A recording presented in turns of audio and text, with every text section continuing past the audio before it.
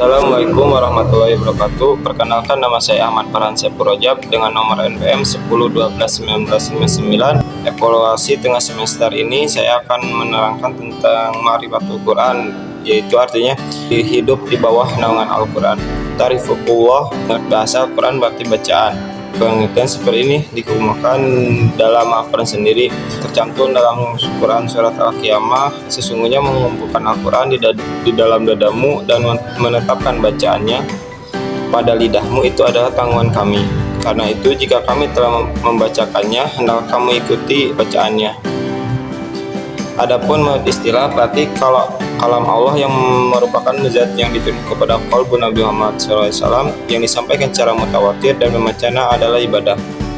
Adapun al-mujiz atau mujizat artinya suatu perkara yang luar biasa yang tidak akan mampu manusia membuatnya karena itu di luar kesanggupannya.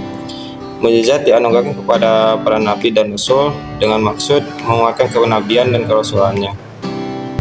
Adapun juga al-munazzalu ala qalbi Muhammad SAW, Al-Quran itu diturunkan khusus kepada Nabi Muhammad SAW, sedangkan kalam Allah yang diturunkan kepada nabi-nabi selain Nabi Muhammad SAW, seperti Taurat yang diturunkan kepada Nabi Musa atau Injil yang diturunkan kepada Nabi Isa, tidak bisa dinamakan atau disebut sebagai Al-Quran. Demikian pula hadis kursi tidak bisa disamakan dengan Al-Quran.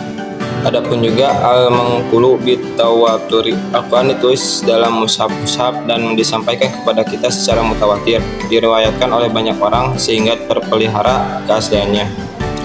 Berikut ini pemeliharaan Al-Quran sejak masa Nabi hingga pembukaannya seperti sekarang. Dengan demikian di masa Nabi ada 3 unsur pemeliharaan Al-Quran, yaitu hafalan dari mereka yang hafal Al-Quran, yang kedua naskah-naskah yang ditulis untuk Nabi, yang ketiga naskah-naskah yang ditulis oleh mereka yang pandai menulis dan membaca untuk mereka masing-masing. Adapun juga al-muta'abbadu bitawatih, membaca Al-Quran itu bernilai ibadah. Banyak sekali hadis-hadis Nabi SAW yang mengungkapkan bahwa membaca Al-Quran adalah merupakan bentuk ibadah kepada Allah SWT. Mereka banyak keutamaannya.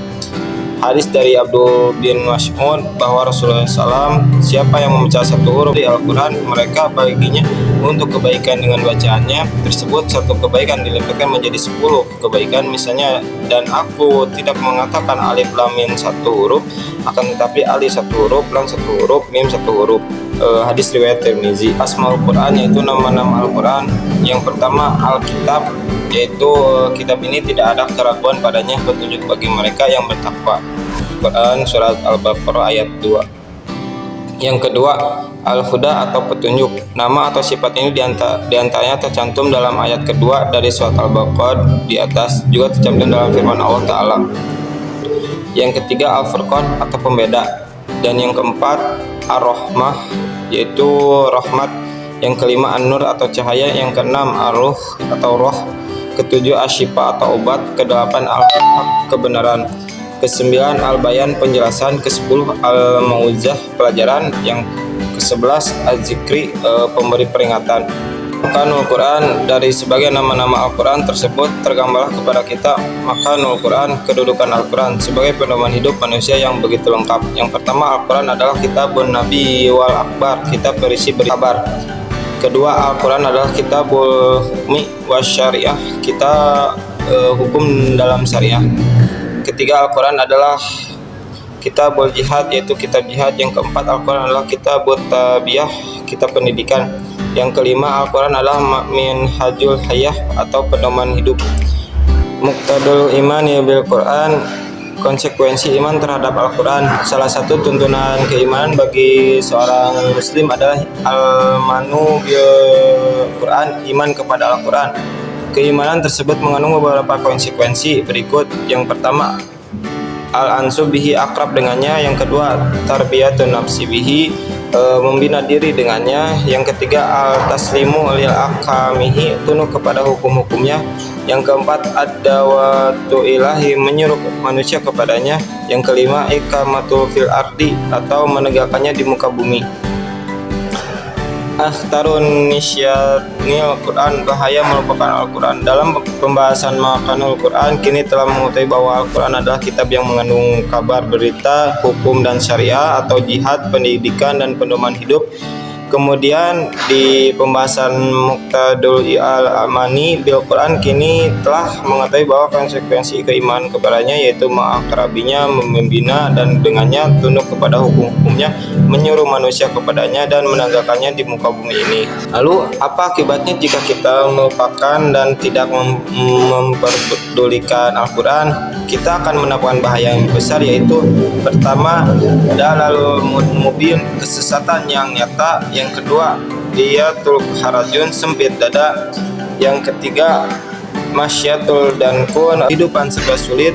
Yang keempat, umyul basyiriyah, butanya mata hati. Yang kelima, kiswatul qalbi, yaitu kerasnya hati. Amdumul wajulum, kegelapan dan kehinaan. Yang ketujuh, subatus syaitan, menjadi sahabatnya syaitan. Yang kedelapan, anisyan, lupa diri. 10, anifak, kemunafikan. Intifa'il bil Quran, syarat-syarat dalam mengambil manfaat Al-Quran, yaitu kita dapat menyimpulkan bahwa Al-Quran adalah kitab Allah Ta'ala yang mengandung banyak keberkahan bagi manusia. Dan Allah Ta'ala berfirman, dan ini Al-Quran adalah kitab yang telah kami turunkan yang diberkahi. Quran surat Al-An'am ayat 8. Namun untuk mengambil keberkahan dan manfaat petunjuk Al-Quran, penting bagi kita untuk mengetahui syarat-syaratnya. Yang pertama, al-tifa'ul namawi, menghilangkan faktor-faktor yang menghambat, penghalang pengambilan manfaat Al-Quran. Yang kedua, at-tadubu mahu, terhadapnya. Yang ketiga, husnul talaki, baik dalam mengambil manfaat dari Al-Quran. Yang keempat, al-intifatu ila ahdalil asya, atau orientasi kepada tujuan asasi Al-Quran. Bagaimanakah generasi terbaik ini berinteraksi dengan Al-Quran? Yang pertama, an-najaratul kuliah, pandangan yang menyeluruh. Yang kedua, dukhulul Qur'ani duna muqarratin sabiqah, masuknya Al-Quran ke dalam hati tanpa disertai dengan pemahamannya sebelumnya yang menyimpang. Yang ketiga, atsyakutul mutlaqah, kepercayaan yang mutlak. Yang keempat, asyu bil anna, yang nyata, muwahadatun ilahi, memiliki perasaan bahwa ayat yang dibaca benar-benar tertuju padanya. Al-Hasan ibnu Ali radhiyallahu anhu berkata, sesungguhnya orang-orang sebelum kalian melihat Al-Quran merupakan surat-surat dari Tuhan mereka. Mereka merenungkan di malam hari dan melakukan ekspektasi tinjuan atau siang hari. Sekian, terima kasih dari saya. Mohon undur diri bila ada kesalahan. Wassalamualaikum warahmatullahi wabarakatuh.